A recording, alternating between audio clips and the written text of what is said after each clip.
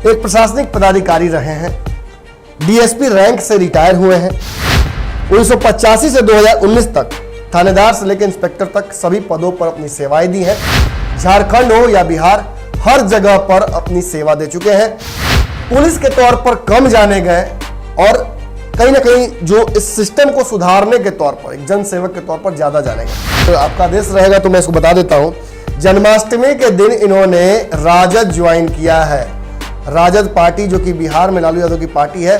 Bharat live का मैं दर्शक भी हूं और खास करके आपको और बाबा को हम देखते रहते हैं तो बहुत खुश होते हैं कि आप लोगों के विश्लेषण से मैं काफी प्रभावित रहता हूं कि यदि पढ़े लिखे लोग ये सामाजिक सेवा में हो और राजनीति में भी अपना कदम रखेगा तो निश्चित रूप से हर चीज में बदलाव होगा, चाहे पार्टी कोई हो।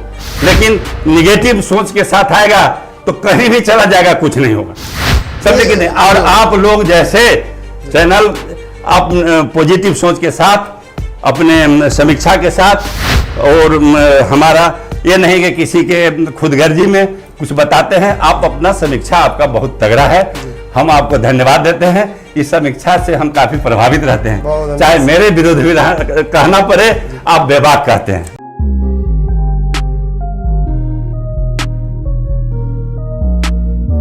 इस देश में समाज सुधार के लिए कई आयामों का प्रयोग किया गया है।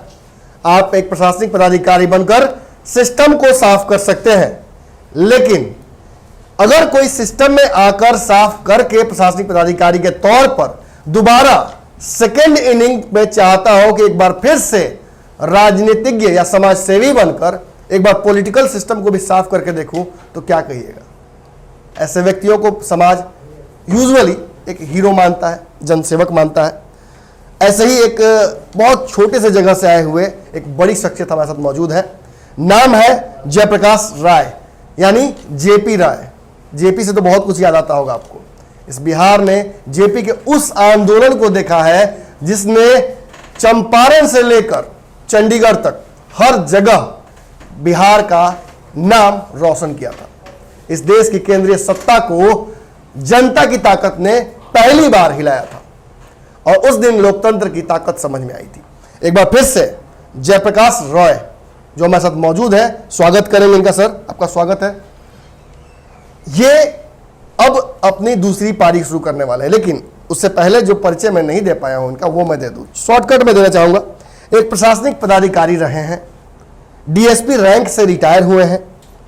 1985 से 2019 तक थानेदार से लेकर इंस्पेक्टर तक सभी पदों पर अपनी सेवाएं दी हैं। झारखंड हो या बिहार, हर जगह पर अपनी सेवा दे चुके हैं। पुलिस के तौर पर कम जाने गए और कहीं ना कहीं जो इस सिस्टम को सुधारने के तौर पर एक जन सेवक के तौर पर ज्यादा जाने गए। जब पुलिस में भी थे तो पुलिस रिफॉर्म्स करते रहे। ऐसी ऐसी जगहों पर पोस्टिंग हुई जहां आम लोगों को जाने में भी सोचना पड़ता है, लेकिन चाहे नक्सलवाद प्रभावित जगह हो या फिर उग्रवादी प्रभावित जगह, जहां भी गए हैं वहां इनकाउंटर और इन सब चीजों से ज्यादा पुलिस को डिफाइन करने के लिए जनता सेवा से जोड़कर, और कहीं ना कहीं ये जो एक सिस्टम बन गया है कि लोग सुपर हीरो सुपर कॉप बन जाते हैं, उस छवि को तोड़ते हुए जनता की सेवा करना और अपराधियों को अपराध छोड़ने के लिए प्रेरित करने पर ज्यादा फोकस किया है। ये तो रहा इनका एक ब्रीफ इंट्रोडक्शन। अब मैं आपको बता दूं कि जो दूसरी कड़ी जो मैंने बताया कि ये शुरू करने जा रहे हैं अपने जीवन की, वो एक नेता के तौर पर, एक जनसेवक के तौर पर होगा। शुरुआती पढ़ाई इन्होंने लगभग अपने गांव में ही की। परिहार क्षेत्र है, पूरी डिटेल बताऊंगा इस क्षेत्र के बारे में, लेकिन इतना बता दूं पहले कि एक संपन्न घर से आने के बावजूद प्रशासनिक पदाधिकारी बने और अपने पिताजी के इच्छा के विरुद्ध जाकर ज्वाइन किया पुलिस एकेडमी, और इतनी दूर पहुंचने के बाद एक बार फिर से अपने पिताजी के लिए ही जो कहीं ना कहीं सपना उन्होंने देखा था कि परिहार, सोनवर्षा जिसे पहले कहा जाता था, उसका विकास हो, उसके लोगों को मूलभूत सुविधाएं मिल सके। तो सर, सबसे पहले तो स्वागत करेंगे आपका। हमारे दर्शकों ने आपके बारे में सब कुछ जान लिया, लेकिन आपके मुंह से कुछ जानना जरूर। धन्यवाद अमन जी। आप जो भारत लाइव में हमको कुछ बताने का मौका दिए, इसके लिए हम बहुत बहुत आपको आभार प्रकट करते हैं, धन्यवाद देते हैं। मैं जयप्रकाश राय, जैसा कि बता चुके हैं, जयप्रकाश राय जेपी राय के नाम से भी लोग जानते हैं। मैं डीएसपी पद से रिटायर हुआ हूं। अभी मैं डीएसपी में रहते रहते भी हम अपने आप को बहुत ही सक्सेस और संतुष्ट पदाधिकारी अपने आप को मानते थे, क्योंकि विभाग के प्रति और सरकार के प्रति और जनता के प्रति सभी के प्रति हम काफ़ी डेडिकेटेड रहते थे, समर्पित होते थे। अनुशासन को कभी हम छोड़ा नहीं और अपने ड्यूटी को फुल मन से करते थे। इसलिए duty is God, work is worship, ये मेरा जीवन का वसूल रहा। और ह्यूमैनिटी, इंसानियत को मैंने कभी नहीं छोड़ा। पुलिस विभाग में काम करते करते भी इंसानियत को नहीं छोड़ा और अपने पिताजी के दिए हुए सारे, जैसे उनका कहना था कि किसी का भी अननेसेसरी पुलिस विभाग में जो हम सुनते हैं वैसे किसी का दिल नहीं दुखना चाहिए। इसके बारे में एक पूरी कहानी है, वो कहानी हम जानना चाहेंगे। आप जिस संपन्न घर से आते हैं, आपके बारे में जो खबरें हमने जानी कि आपके यहाँ से उस जमाने में तो खैर लोग अपने बच्चों को पुलिस में जाने भी नहीं देते थे, लेकिन आपके पिताजी ने आपको किस कारण से छोड़ा कि जाइए ज्वाइन कर ही लीजिए? देखिए, ऐसा है कि हम किसान घर से आते थे। पिताजी मेरे पहलवान थे, किसानी होता था।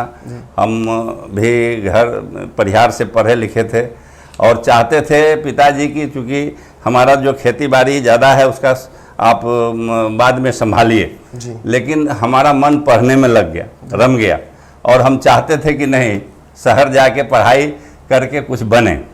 और उतना ज्ञान नहीं था, लेकिन फिर भी किसी भी तरह कुछ अपने साथियों से चाहे सुन कर आगे बढ़ने का प्रयास किया। अंत में हम स्पोर्ट्स में काफ़ी तेज थे। हम हमेशा स्पोर्ट्स में चैंपियनशिप होते थे। मिडिल स्कूल से लेके 5000 का दौड़ हो, चाहे 800 का दौड़ हो, 100 मीटर का दौड़ हो, माने स्पोर्ट्स के हम बड़ी चैंपियन थे और बहुत मेडल जीते कॉलेज तक। फिर जहाँ ट्रेनिंग किए हजारीबाग में, वहाँ भी हम मेडल जीते। इसके बाद हम फिजिकल एजुकेशन ट्रेनिंग किए। वो एक तो ट्रेनिंग में ही, फिजिकल के बाद ही आप जाते हैं स्पोर्ट्स के बाद, वहाँ भी हम चैंपियन रहे। मैंने इतना स्पोर्ट्स से, चूँकि इतना हम लोगों का उस समय संसाधन नहीं था कि स्पोर्ट्स में भी हम आगे बढ़ सकते थे। लेकिन मेरा पढ़ाई स्पोर्ट्स के चलते हम दरोगा में मेरा सिलेक्शन हुआ कमीशन से उस समय। तो उस समय हमारे पिताजी का सोच था कि नहीं, किसी का दरोगा का बहुत शिकायत सुनते हैं पुलिस विभाग का, आप जाइएगा तो दिल दुखाइएगा, बददुआ होगा।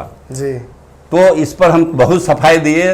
काफ़ी समझाने के बाद भी हमको अंडरटेकिंग देना पड़ा उनको, उस पहलवान आदमी को और कम पढ़े लिखे उस समय के आदमी को, किसान आदमी को यह विश्वास दिलाना पड़ा कि हम अपने कागज पर लिख कर देना पड़ा। मेरे पुलिस का छवि आपके अंदर में है, वो हम बदल के छोड़ेंगे अपने लिए। हो सकता है कि मेरे को देख के दूसरे आदमी भी बदल जाए। तो मैं कागज में लिख के संतुष्टि के लिए उनको हम अंडरटेकिंग दिए कि हम जानबूझकर किसी को दिल नहीं दुखावेंगे, अननेसेसरी किसी को परेशान नहीं करेंगे और हो सके तो जहां तक होगा हमको सही मदद जहां करना होगा करेंगे। मतलब आजकल के जो बच्चे देखते हैं पुलिस को टीवी पर या फिल्मों में, वो पुलिस होता है, आता है, गोली मारता है, जूता चलाता है, चलती गाड़ी से कूद जाता है, लोगों को मारता पीटता ही नजर आता है। या तो अगर हम सीरियल्स की बात करें तो सीरियल्स में पुलिस को हमेशा निगेटिव ही दिखाया जाता है कि किसी को मार रहे हैं, किसी से हफ्ता वसूल रहे हैं। लेकिन आप जो पुलिस वाली बात कर रहे हैं,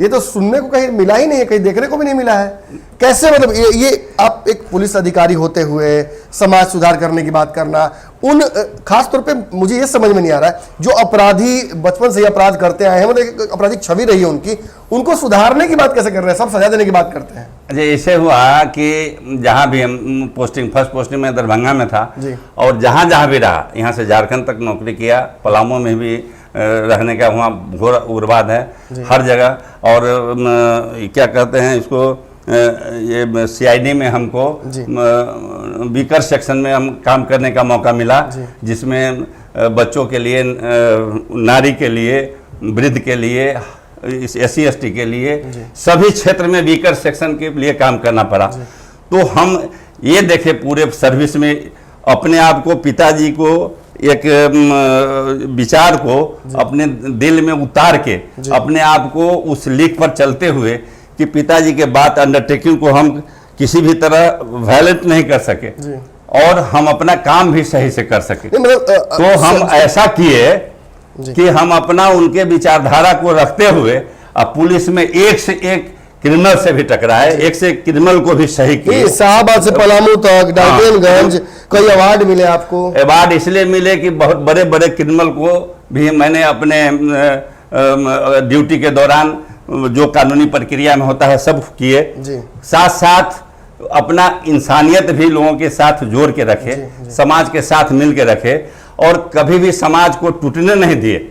साथ साथ अपने विभाग के साथ किसी भी तरह का अपने लॉयल्टी को खत्म नहीं किए। एक कहावत कही जाती है सर कि जब व्यक्ति बड़े पुलिस पदाधिकारी के तौर पर काम करता है बहुत दिनों तक, उस संघर्ष के बाद बहुत हिम्मत बच नहीं जाती है समाज सेवा करने की।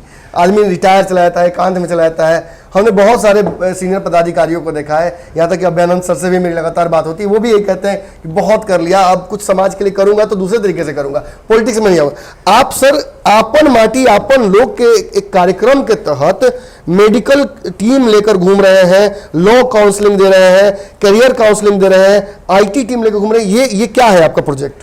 ये मैं आपको जब मैट्रिक में पढ़ रहा था जी, उस समय से मैं नवयुवक संघ चलाया 10-12 साल जी, और काफ़ी अपने प्रखंड स्तर पर नवयुवक संघ चलाता था। उस समय भी मैं यही काम करता था जी। उस समय उतना ज्ञान भी नहीं था, फिर भी इतना हिम्मत और विश्वास के साथ लोग हमारे से हजारों जुड़ गए। यहाँ तक कि लोग इतना जुड़े कि हम बीमार उस समय होता था तो काफ़ी दिक्कत थी। अब सोचिए कि हम 79-78 की बात कर रहे हैं, उस समय लोग को भेजना पड़ता था, बीमार है, किसी को डिलीवरी है, वहाँ से 20-25 किलोमीटर पर सीतामढ़ी शहर था परिहार से, तो वहाँ कहीं न कहीं हम अपना गाड़ी व्यवस्था के उस समय करके उसको भेजते थे, जान बचाते थे। एक बार तो ऐसा हुआ कि हमारा नदी जो है बांध टूट गया, के बांध टूट गया। उस बांध को जब तक सरकारी व्यवस्था होता तब तक हजारों हजार एकड़ फसल नष्ट हो जाता। लेकिन हमारा नवयुवक, देखिए हम लोग का उस समय का बहादुरी और हिम्मत, हमारे नवयुवक संघ के सभी टीम करीब 1000 आदमी से ज्यादा पुआल लेके, बांस लेके, मिट्टी लेके सब कूद पड़ा और टूटे हुए नदी के धार को हम लोग बांध के घुमा दिए। इतना हौसला था। तो आज वो हौसला हमारे दिल में नौकरी के दरमियान भी बरकरार रहा, समाज सेवा से लेके और सभी तरह के पॉजिटिव और सकारात्मक काम के लिए। और वही हमारे जज्बा, बाबूजी का दिशा निर्देश और विभाग से जो भी हम सीखे, अनुशासन, डिसिप्लिन और जो समाज के सेवा, पावरफुल रह के भी कैसे समाज सेवा किया जाता है, उसका रोमांच मैंने सर्विस में रह के किया। और कहीं भी अब जहां भी रहे वहां के पब्लिक से जाके बात करिएगा तो बताएगा कि जेपी राय कैसा पदाधिकारी थे। अब आपको एक और बात बता दें, आपने लगभग इनके बारे में सारी बातें जानी, खुली किताब की तरह शख्स है। लगभग 1 घंटे से हम बातचीत कर रहे हैं ऑफ स्टेज भी, और जो बातें मैंने जानी इनके बारे में, उन बातों में एक बात मैंने सोचा था कि आपसे बहुत बाद में बताऊंगा, लेकिन मैं बता देता हूँ। अगर आग्रह रहेगा सरसे से, अगर आपका आदेश रहेगा तो मैं इसको बता देता हूँ। जन्माष्टमी के दिन इन्होंने राजद ज्वाइन किया है। राजद पार्टी जो कि बिहार में लालू यादव की पार्टी है, शुरू से ही सर समाजवादी विचारधारा से जुड़े रहे हैं। ये बताया मुझे कि जेपी के आंदोलन को देखकर भी को बहुत प्रभावित हुए थे, नाम भी जेपी है। और ये पुलिसिंग के दौरान इन्होंने जो एट्रोसिटीज देखी हैं, समाज में विषमताएं देखी हैं, फर्स्ट हैंड एक्सपीरियंस इन्हें मिला है। लोगों के पास जाते थे, अलग अलग जुर्म जो होते थे उनके पास जाकर देखते थे, तो इन्हें समझ में आता था कि कहीं ना कहीं विषमताएं हैं समाज में, और उसे पाटने के लिए एक पुलिस पदाधिकारी बहुत काफ़ी नहीं है। और इसीलिए ये सेकंड इनिंग इन्होंने शुरुआत की है, और उसके लिए भी समाजवाद का दामन थाम कर आगे बढ़ना चाहते हैं। एक छोटा सा मैं आपको एग्जाम्पल देना चाहूँगा कि कहीं ना कहीं एक बिहार में राजनीतिक परिस्थिति अभी बनी हुई है।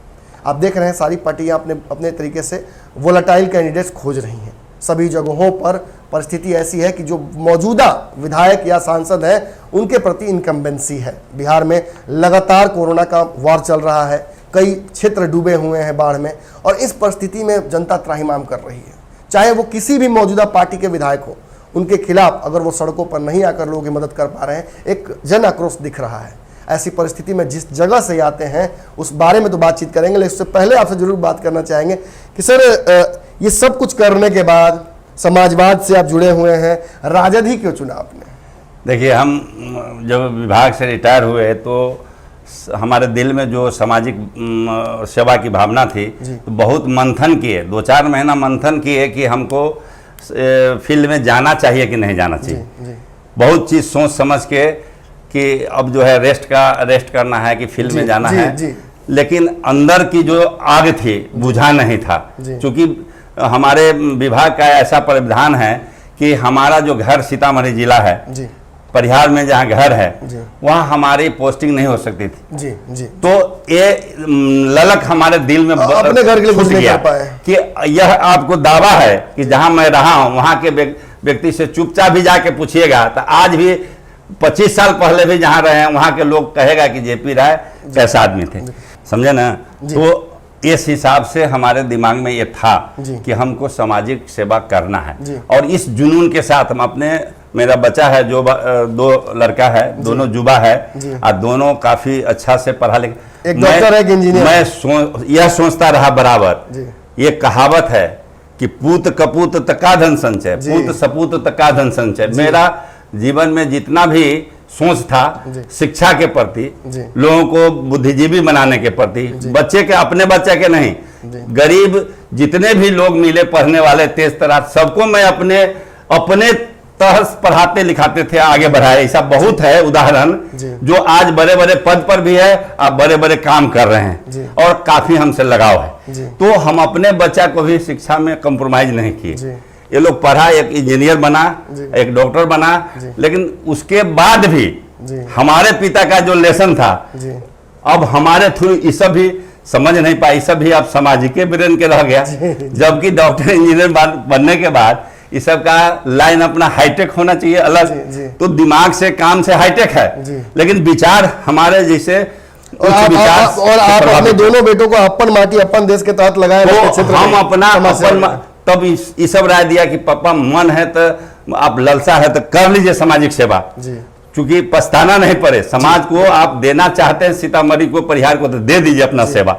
और ये लोग का भी सहयोग रहा, और अपन माटी अपन लोग नाम दिया गया, और उसके तहत टीम बना के जेपी राय कूद पड़ा, और ऐसा टीम 4-5 बनाया जिसमें समाज का करीब 8 महीना तक समाज के बीच में रह के सबका, चाहे वो नवयुवक के भटकाव, नवयुवक की बेरोजगारी, कैसे उसका शिक्षा, कैसे टैलेंट को भी निखारा जाए, बाहर लाइनअप किया जाए, स्वास्थ्य संबंधी कोई बीमार है, मरता है, और कैसे उसको लाइनअप करके उस सब में टीम बनाए। और इसके लिए आपके दोनों बेटे काम करते साथ? हाँ, बेटा भी काम करते थे, ये लोग फुर्सत में तो रहते थे, और टीम बना दिए थे हम लोग, बहुत लोग, बेटा वॉलंटियर टीम। हाँ, वॉलंटियर टीम। इसके बाद सब फ्री, किसी से न पैसा लेना है न देना है। इसी दौरान आपका नाम पड़ गया जनसेवक, अपन माटी अपन लोग, बहुत रंग के लोग जानने लगे, और काफी उसमें हम अपना संतुष्टि भी पाए, लोग भी संतुष्ट हुए। आज आप जाइएगा सीतामढ़ी जिला और परिहार विधानसभा क्षेत्र में, तो लोग अपन माटी अपन लोग की जेपी राय के नाम से सारा बच्चा से लेके बूढ़ा तक जानता है, और उन्हीं लोगों का प्रेरणा मिला कि नहीं, आपको जो है जनप्रतिनिधि बन के भी जाना है। और उस वहाँ के सम्मानीय परिहार विधानसभा क्षेत्र के सम्मानीय लोगों से बात करने पर, विचार होने पर, एक सामाजिक और समाजवाद के प्लेटफॉर्म से आपको यहाँ पर आना है, और हम लोग जिता के आपको भेजेंगे। ये समाज का विचार है। वैसे मेरा विचारधारा सामाजिक सेवा तक ही सीमित था। तो तेजस्वी को क्यों चुना आपने? इसलिए चुना कि आज नवयुवक के प्रति हम काफी काम कर रहे हैं, और आज जो सामाजिक न्याय को लेते हुए, पुराने हम किसी का न शिकायत करते हैं न पीछे जाते हैं, लेकिन सामाजिक न्याय को लेते हुए समाजवाद के प्लेटफॉर्म पर आज नवयुवक तेजस्वी यादव जो अपना काम दिखा रहे हैं, सोच दिखा रहे हैं, उनका तौर तरीका समाज के प्रति है, नवयुवक के प्रति है। जैसे नवयुवक के लिए चाहे हर विकास के बात के लिए उठाते हैं, तो एक अलग अंदाज, नए अंदाज में उठाते हैं। और युवाओं को मौका, हमारे हिसाब से युवाओं को मौका मिलना चाहिए, और एक बार युवा भी राज्य को देखे कि कैसे युवक के हिसाब से कैसे राज्य चलता है। अब मैं बता दूं आपको इनके क्षेत्र के समीकरण के बारे में। चुनाव तो लड़ेंगे, एकदम तारीख ठोक चुके हैं, आपको बातचीत से भी समझ में आ रहा होगा, लेकिन कैसे लड़ेंगे, कहाँ से लड़ेंगे और कहाँ संभावना है, ये भी बताता हूँ आपको। राजद कोई भी इस बार लंगड़े घोड़े पर दाव नहीं लगा रही है। सारा समीकरण एकदम इतना स्पष्ट है कि आपको समझ में आता है कि क्यों इनको जन्माष्टमी के दिन पार्टी ज्वाइन कराया गया। समझिएगा इस बात को। पहले ये क्षेत्र सोनबरसा नाम से जाना जाता था, जहां पर लगातार इन्हीं की पार्टी के, जिस मौजूदा पार्टी से जुड़े हुए हैं, वर्तमान जो प्रदेश अध्यक्ष थे पूर्व, वो वहां से लड़ते थे, पूर्वे वहां से लड़ते थे और जीतते आते थे। फिर बाद में 2010 में परिसीमन हुआ, जिसके बाद से वो सीट हाथ से निकल गई राजद के। कई बार रामचंद्र पूर्वे ने प्रयास किया, लेकिन यादवों की बहुलता के बावजूद, मुसलमानों की बहुलता के बावजूद ये सीट वो कभी भी निकाल नहीं पाए और ये क्षेत्र चला, ये पूरा क्षेत्र, परिहार का क्षेत्र चला गया सीधे तौर पर भाजपा के हाथ में।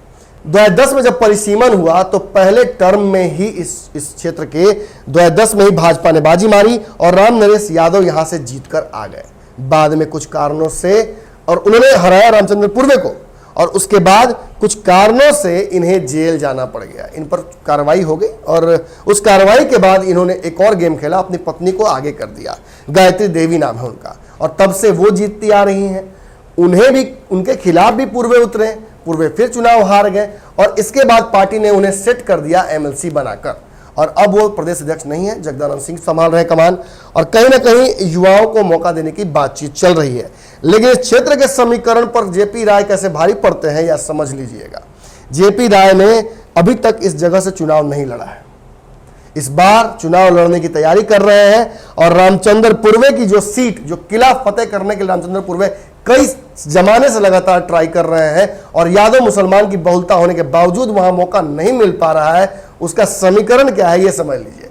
सर, ये जो क्षेत्र है, यहाँ पे मैंने देखा है, रिसर्च में हमने किया है, मूलतः जो यादव है बिरादरी के लोग और मुसलमान लोग हैं, फिर भी ये सीट आपके पास क्यों नहीं आ पाई अब तक, राजद के खामे में क्यों नहीं आ पाई? देखिए, उसमें बहुत बातें हैं, ये नहीं है हम किसी व्यक्तिगत तौर पर किसी की बात नहीं करते हैं। हमारे लीडर बहुत पढ़े लिखे विद्वान, हमारे प्रोफेसर रह चुके हैं, हमारे गुरुदेव भी रह चुके हैं, तो वो लोग अपने हिसाब से काफ़ी अच्छे काम भी करते हैं। लेकिन कुछ लोकल पॉलिटिक्स के चलते कुछ मैनेज और ज़रूरत थी जिस हिसाब से और होना चाहिए था, तो उसमें कुछ अथी हुआ। लेकिन ऐसा कुछ नहीं है कि उनके तरफ से किसी तरह की दिक्कत हुई, लेकिन समीकरण ही ऐसा है, समीकरण ही ऐसा है कि उसमें राम नरेश जी के लिए वैसा ही आना ही मतलब ये बड़ा विचित्र है। पिछले चुनाव में हम विश्लेषण कर रहे थे तो हमने बताया था कि यादवों का बड़ा वोट बैंक खिसक जाता है भाजपा की तरफ अगर यादव वहां पे कैंडिडेट ना हो विपक्ष में। और देखिए राजद से कैसी टेक्निकल मिस्टेक हो रही थी, यादव कैंडिडेट दिया ही नहीं कभी परिहार से, और अब देखिए उस टेक्निकल मिस्टेक को कैसे सुधारा है। जन्माष्टमी के दिन, श्री कृष्ण के जन्म के दिन यादव जी की एंट्री होती है राजद में, और इस समीकरण के तहत ये चुनाव लड़ने की तैयारी भी कर रहे हैं। और खैर पार्टी तो तय करेगी, ऑब्वियसली पार्टी तय करेगी कि आपको लड़ना है कि नहीं। लेकिन मैं बता दूं कि जो साइज अप किया जाता है दो कॉम्पिटिटर्स को, एक तरफ जहां गायत्री देवी हैं जिनके पति वहां से चुनाव जीत चुके हैं, लेकिन कि किसी कारण से जैसे उनको जेल जाना पड़ा, उनके ऊपर जो आरोप लगे उसकी वजह से ये चुनाव लड़ रही है।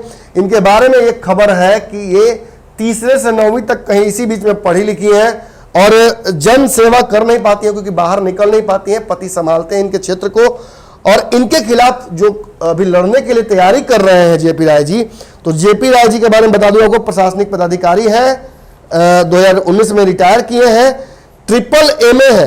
सर ट्रिपल एमए है आप? हाँ, पढ़ते, अभी भी पढ़ते रहते हैं, पढ़ाई से बहुत लगाव है। आपने साइकोलॉजी में एमए किया है, आपने रूरल डेवलपमेंट में पीजी किया है, ये इतनी सारी मतलब इतने सारे अलग अलग एलएलबी भी किया आपने। और सबसे है कि पिताजी का दिया हुआ पहलवान तो थे ही, ब्लैक बेल्ट भी कराटे में किए, मार्शल आर्ट में। मतलब इस बार कहीं ना कहीं आप भारी पड़ रहे हैं उस जगह से। देखिए व्यक्तिगत मेरा संबंध और व्यवहार और मेरा सोच और विजन लोगों को काफी पसंद है, और ऐसे भी लोगों के बीच में हम उनके दिल में हमारे प्रति सबको स्नेह और प्यार है। किसी भी जाति के लोग, ज्यादा मुसलमान नहीं, हर जाति के लोगों में मेरे प्रति स्नेह और प्यार है। क्योंकि मैं पिताजी के बात को अभी भी पालन करता हूँ, मरते दम तक पालन कर, किसी के मैं दिल नहीं दुखाने देता, और हो सके हमेशा लोगों के बीच में रहता, उसका सेवा करता। तो हमारे प्रति किसी भी तरह का कोई, सबको प्यार है, और इस प्यार का फायदा, सामाजिक सेवा का फायदा हमको निश्चित रूप से लोगों के ये तो विचार से होगा। ये तो महसूस होता होगा ना सर, आपने राजद ज्वाइन किए, कहीं ना कहीं ये तो जरूर लगता होगा कि जो सीट राजद के पास होनी चाहिए, समीकरण भी लालू यादव का मजबूत है, एमवाई समीकरण, अब क्या चाहिए, और फिर भी वो सीट आपके हाथ में नहीं आ पा रही है, भाजपा के हाथ। देखिए वो तो पार्टी का अनुशासन है, हम पार्टी के एक सिपाही है, कार्यकर्ता है, वो तो पार्टी निर्णय करेंगे, हमारे आलाकमान निर्णय करेंगे कि इसको कैसे लड़ाना है। फिलहाल तो आपके खिलाफ वहाँ है भी नहीं पार्टी की तरफ से कोई और कैंडिडेट, वो लोग समीक्षा कर रहे हैं, इसमें हमको बोलने की जरूरत नहीं है, लेकिन मैं अपना काम वफादारी के साथ कर रहा हूं, ईमानदारी से कर रहा हूं, और मैं ये चाह रहा हूं कि सिर्फ माई समीकरण नहीं, ये जितने भी दबे कुचले लोग, जितने भी निडी लोग हैं, जो मेरे विचारधारा से, मेरे तेजस्वी जी के विचारधारा से मिलता हो, सबको मैं जोड़ने का प्रयास कर रहा हूं, सब मेरे साथ है, इसलिए सभी जाति के लोग मेरे साथ है। एक बड़ी बात भी है, बिहार की राजनीति में कल एक बड़ा दिन था, आपकी एंट्री जरूर हुई राजन में, लेकिन मांझी जी चले गए, ये एक व्यापक तौर पे आपको क्या लगता है, इसका क्या असर पड़ेगा महागठबंधन पर? देखिए महागठबंधन व्यापक है, और सबसे है कि हमारे युवा नेता काफ़ी शार्प सोच रखते हैं, विशाल सोच रखते हैं, और उस सोच में अभी का जो सोच है उनका, युवा सोच में प्रगति की ओर और विकास की ओर, अपने खास करके युवा के हर क्षेत्र में काम करने के, बिहार के नया बिहार बनाने का जो उनका सपना है उसमें लगे हुए हैं।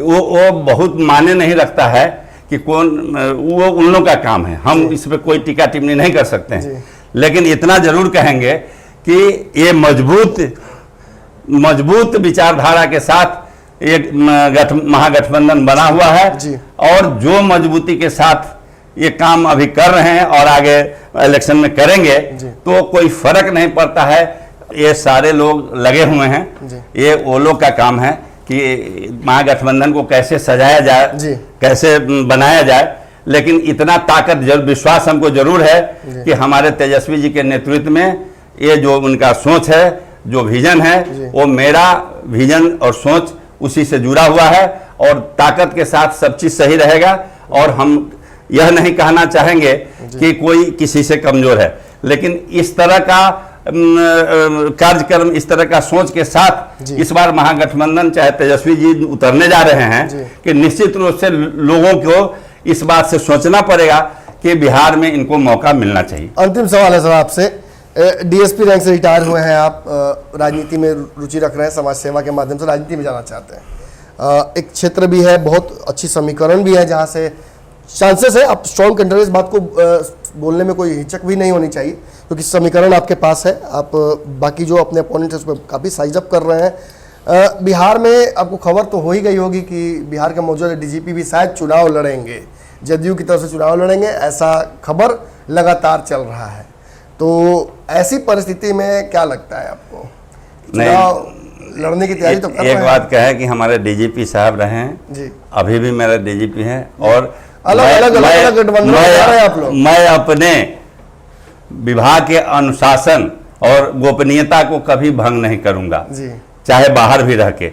हमारे डीजीपी साहब डीजीपी पहले थे और मेरे नजर में डीजीपी है, और वो यदि डीजीपी से राजनीति में जाते हैं फिर उनके संबंध में कोई बात हमसे होगी, हमारे सम्मानीय है, अभी भी है, बाद में भी रहेंगे। आपके ओपोनेंट तो हो जाएंगे, आपके विरोधी महागठबंधन में जाने की तैयारी। देखिए, मैं सबसे बड़ी बात है, पहले भी मैं बता चुका हूं, मेरा विजन बहुत विशाल है, मेरा सोच बहुत दूसरे किस्म का है, समावेश की बात करता है, और मैं निगेटिव राजनीति में विश्वास नहीं रखता हूं, मैं पॉजिटिव वर्क भी किया हूं विभाग में रह के, अब पॉजिटिव राजनीति भी करूंगा, जिस पॉजिटिव राजनीति से अधिक लोगों का, सभी जाति के लोगों का, सभी धर्म के लोगों का, सभी युवा और नारी और किसान मजदूर खास करके वो लाभान्वित हो गए, वो पॉजिटिव सोच में के साथ मैं आगे बढ़ना चाहता हूं, वरना इस राजनीति का कोई महत्व नहीं है।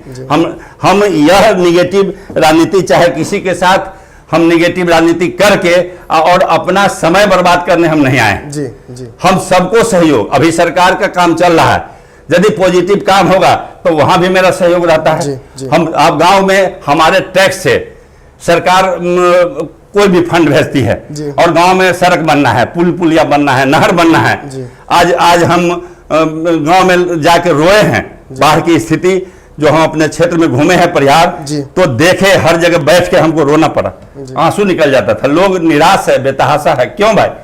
तो देखे बाढ़ की स्थिति तो है ही, जितना भी रोड एक गांव से दूसरे गांव में जो कांटेक्ट रोड होता है वो सारा रोड ध्वस्त है। अब क्या कारण है भाई? अभी 1 साल पहले, 6 महीना पहले, कोनो 2 साल पहले बना है, ध्वस्त कैसे हो गया? ये सोचने का विषय है।